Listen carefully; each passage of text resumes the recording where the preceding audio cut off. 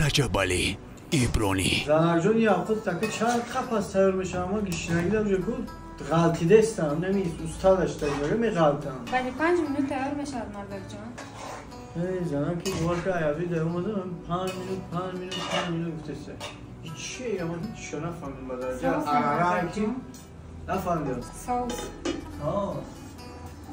یک خیلی دستت گلای تا اگر همه کو اگر خوک قطعی لویا خود کنیم جکو مزه و لذت دارم رحمت مادر جان.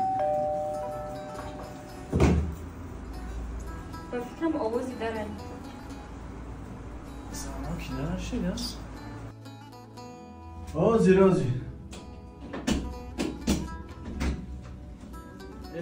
السلام علیکم السلام علیکم برادر جان چشمو شما آقای مهربان کدوم شما برادر شمالای شما در برادر جان شمالای ما بله میگم سرجره خشتمان بینی برای دوستی نموشه اما خود کردیستم پوپشو را بکش بداریم بعد صحبت میکنیم در ویجه دایی جددن در گم نزنیم نصیب برادر جان یک وقتی دیگه سروسیمه روسیه خبر داشتیم گفتم هم را برسونیم تو برادر جان خیلی مزد 100% هسته یا نه؟ بله تو 16 ایتاژ با اومدی چای مورا خراکی مورا نخورداد این یگان توی نمیریم کس پوشو تا؟ اکه فقط میخیریم برادر جان با یگان وقتی دیگه ما روسیه خبر مهم داشتیم هم را گفتم برسونیم برادر جان بخیر روخی برادر؟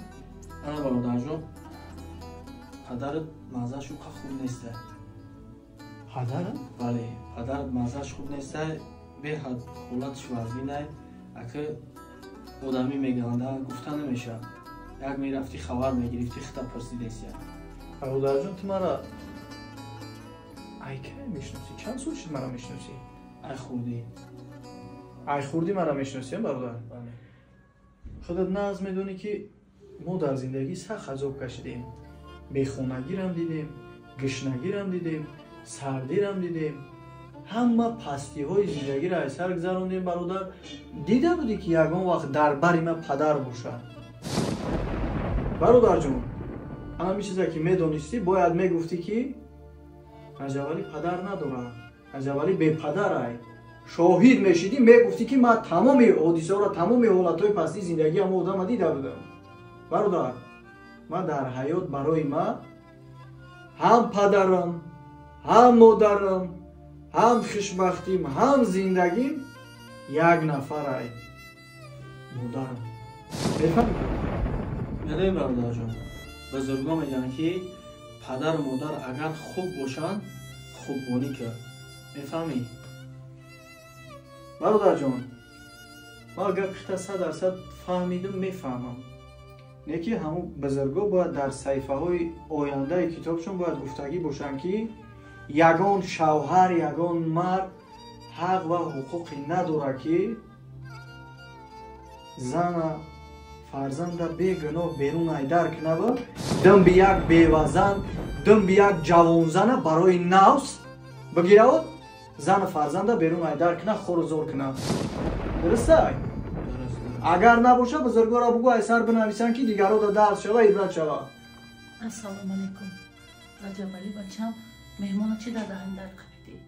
مادر جون نیم ساعت از خطی مهمان صحبت دارم انا تکلیفش که گفتم ینگد نه خروب پخته از بیا مقصد بدارم میگه سروسیمه وقت ندارم یک خبر آورد است ایده ها تینجه بود چی خبر باشه؟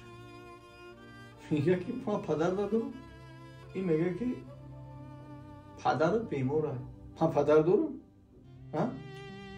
آخی مادر جان من تا این روزه پدرم نه خط شدیدم نه صورت شدیدم نه نامشه نه نشونشه برای من مادر جان هم پدر هم مادر هم زندگی هم خوشبختی ای شمایی برادر عزیز یک پیاله چای هزار امان مبرم مادر جان یک پیاله چای ما رو نمیگیری نصیب یکم وقت دیگه بشه خب خداوند نگهبان احتیاط کرد حتما گفتگی های من را برسون خوش آمدی بچه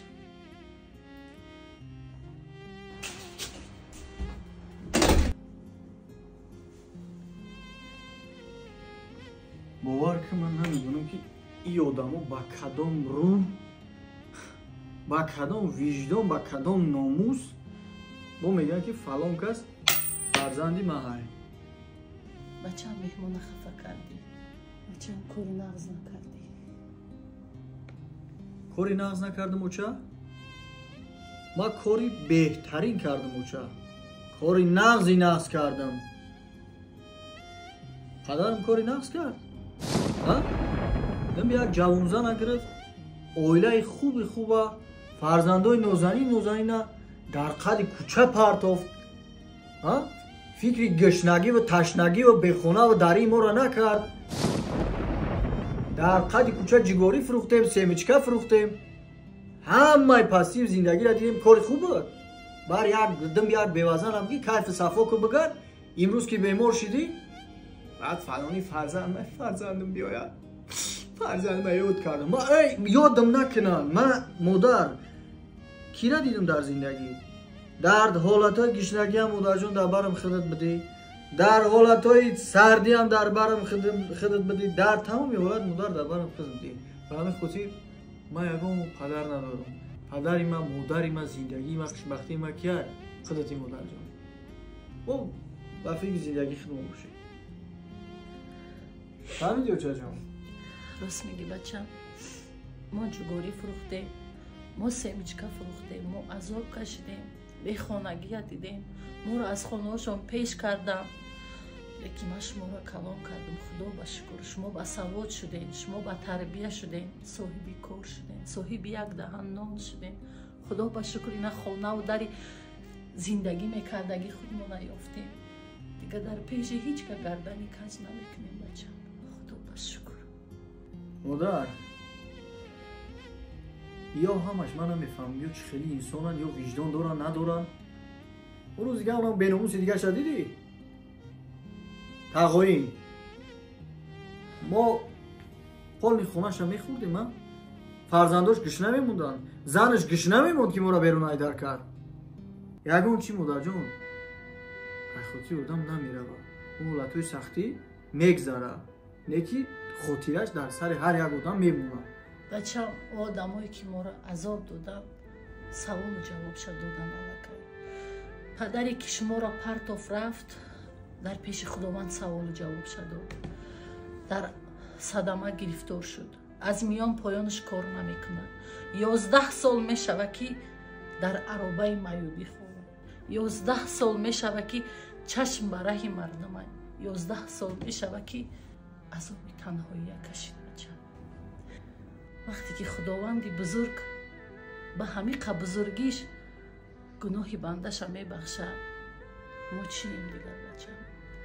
فرصت های دست نده بچم. در همین دمی آخر دعای نیکی پدر تگی بچم. گفته شما را مادر جان قبول میکنم.